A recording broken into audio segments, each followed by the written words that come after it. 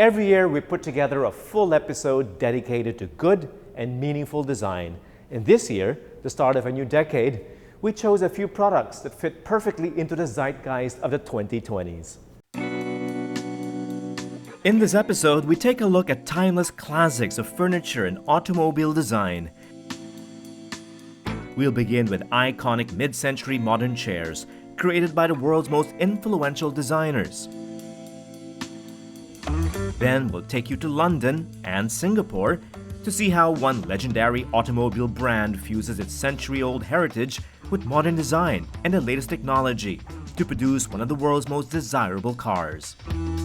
So join us. I'm David Saldanan, and this is Executive Class.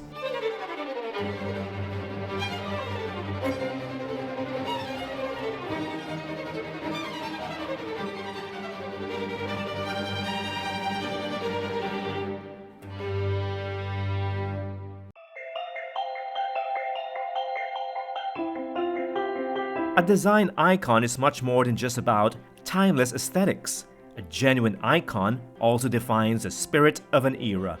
And few industrial products achieve that better than the humble chair.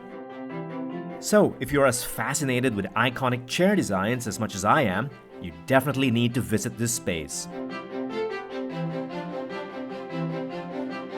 It's the new Vitra and Walter Knoll showrooms in BGC. A collaboration between two bastions of the local design scene, architect Ed Calma and CWC Interiors, the Philippine distributor of legendary office and home furnishing brands such as Vitra and Herman Miller. The showroom doubles as the newest gastro bar of the acclaimed Filipino chef Jesse Sinchoco, a unique retail concept where the food is just as delectable as the furniture you sit on, and view from every angle possible.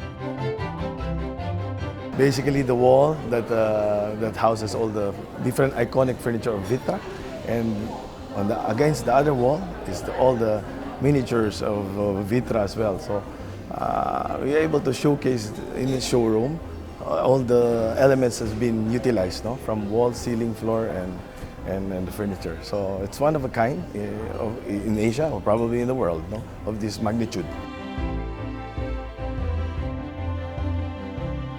The focal point is the wall of chairs designed for and manufactured by the Swiss-based Vitra company, a large selection of which was curated and assembled to represent a giant mural. A concept that works spectacularly because each individual chair is a work of art in itself, especially the icons of mid-century design, the term for the designs that define the post-World War II era. What makes a chair, or in that case, an industrial product, a timeless or a classic or an icon? Because there are tons of chair designs out there, from cheap mass-produced ones to very expensive handcrafted ones. But what makes an iconic chair? Well, it should represent an era. It should represent a new way of fabrication, a way of looking at design, or a whole new production of technology of production. So it's more than just what it looks. It's more than what it looks, yeah. I mean, the design of it, I guess, is a natural occurrence of the technology or the culture that created that chair, But it's really about looking at the historical condition and the drivers that made that chair happen. An avid chair collector himself, architect Ed Calma picks out some of his all-time favorite Vitra creations. Well, for me, I collect chairs, right? So I look at the way it's made or when it was made and who designed it. Like my favorite chair here is the Jean Prouvé series chairs and tables, because that defined the French industrial design where parts could be manufactured separately by different crafts, and it's assembled, in a plant. So it also dictated how buildings could be built in mass production. It's a very iconic kind of way of making things. Another one of his favorites is the wiggle chair, designed by the world-famous architect Frank Gehry for Vitra in 1972. Frank Gehry is all about using very mundane materials and converting it into a high design product. So he takes cardboard or any scrap piece of material, and he brings it all together to create a design. So that's what defines Frank Gehry's furniture. One other standout piece is the Panton chair, designed by the iconic Danish designer Werner Panton for Vitra in the 1960s. The unique, sensual, cantilevered piece is one of the most famous and copied designs of the 20th century, and a wonder of mid-century plastics molding technology, the first chair to be made out of plastic in one single piece. Panton is like a sculpture to me. It's not. I mean, it just so happened that you can sit on it, but when you independently display it, it could just be a sculpture. Panton's heart cone chair is another one of his breakthrough designs. It's a combination of his playful imagination and precision Swiss engineering. So too is the Le Chaise, another sculptural piece, an organically shaped lounge chair designed by the American couple Charles and Ray Eames for a competition held by the New York Museum of Modern Art in 1948. Design is all about experimentation, almost like you're becoming a child, experimenting on blocks, right? So, and Eames was such a design figure, designing like a child, and experimenting on material, production, and it was just a unique effort that all the pieces that came from that era were all icons. Nobody could have defined any of the furniture at that time as clearly as Eames. Indeed, no collection of mid-century modern chairs is ever complete without the creations of Charles and Ray Eames.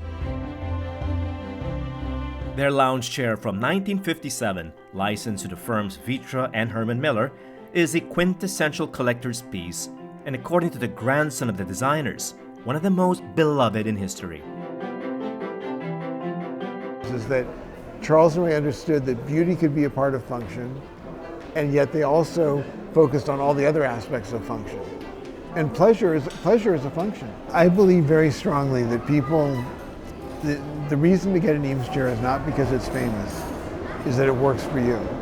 And sit in it. Is it comfortable for you? And can you imagine it in your living space? And then think about how long it lasts, and you might even be able to give it to your children. A chair that's literally built to last and outlive fashion trends is a holy grail of furniture design. A quirky marshmallow sofa by George Nelson may have seemed like a one-off experiment back then, or a passing fad when it first appeared in the late 50s, but the hugely popular piece remains in the Vitra collection after more than 60 years.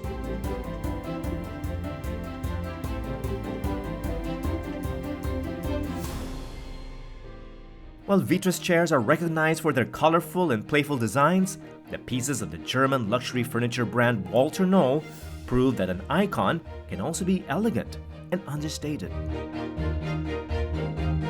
The company, founded in 1865 in Stuttgart, Germany, has a number of legendary creations as well, even if their price points are rather inaccessible to even the most determined collectors.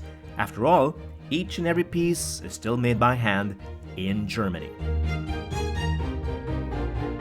Positioned at the very top of the furniture market, Walter Knoll chairs are best known for combining unique form with luxurious materials, impeccable craftsmanship, and superlative ergonomics. This formula has produced a number of icons for the brand, chairs as varied as the mid-century avant-garde classic, the 369-seat from 1956, to the multi-awarded modern minimalist lead chair management swivel chair, introduced in recent years. Of particular interest to design connoisseurs and, well, uber-wealthy collectors are three Walter Knoll mid-century icons still in production, all of which are collaborations with legendary Scandinavian designers. Designed in 1956 by Arne Voteler for Walter Knoll, The Vautelaire armchair captures the essence of its era and of the objectivity and austerity of post-war Scandinavia. Another icon is the Fabricius, named after its Danish designer, Preben Fabricius. The extremely supple Bauhaus-inspired leather armchair from 1972 combines function and aesthetics, but with a typically Scandinavian commitment to comfort and charm. The best-selling Fabricius came in the heels of another collaboration with Walter Knoll and a colleague from Denmark, Jørgen Kastholm, FK from 1967, featuring the initials of both designers in the chair's name. The famous contours of the FK, its visual lightness, and unmistakable elegance is the archetypal Walter Knoll chair, a tribute to minimalism and timeless modernity.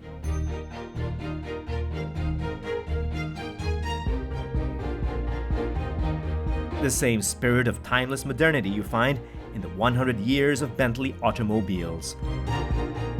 After the break, we get inside one of the most desirable cars ever made.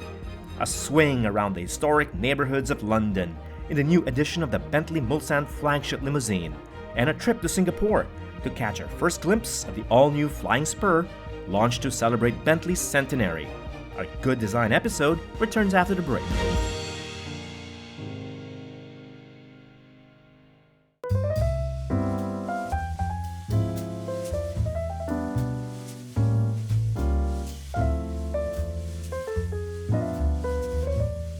When it comes to iconic furniture design, the Scandinavians seem to do it best. From the pendant lamps of Denmark's Poul Henningsen to the chairs of the legendary Arne Jacobsen and the furniture line of Norman Copenhagen. What explains the proliferation of so many successful brands from your part of the world? I think it's a lot of things. First of all, there's some tradition in the Scandinavian and the Danish furniture making, in the design in general, that is on different levels, of course, known worldwide. So we have a inherent tradition that is well known. We do tend to design feminine shapes, warm shapes. For us, the visual part of a design is super important. If it's not attracting to the eye, you will not feel it. You will not sit in it. The co-founder of Norman Copenhagen was in Manila recently to launch the modern Danish design firm's showroom in BGC. Established in 1999, the company is comparably young, but they've already garnered more than 80 international design awards in their 20-year existence. It's too early to identify any icons just yet, but the long tradition of Scandinavian design is evident in their extensive product line. Functional designs in warm, organic shapes that produce that uniquely Danish quality known as hygge, or coziness, in relatively affordable price points. If you want a classic design that lasts for many years, and it's different sizes and different pricing, so there's everything, something that everybody can afford, I think. So it's very useful, very functional. So. And that we like. It's lykke indeed, or happiness in Danish.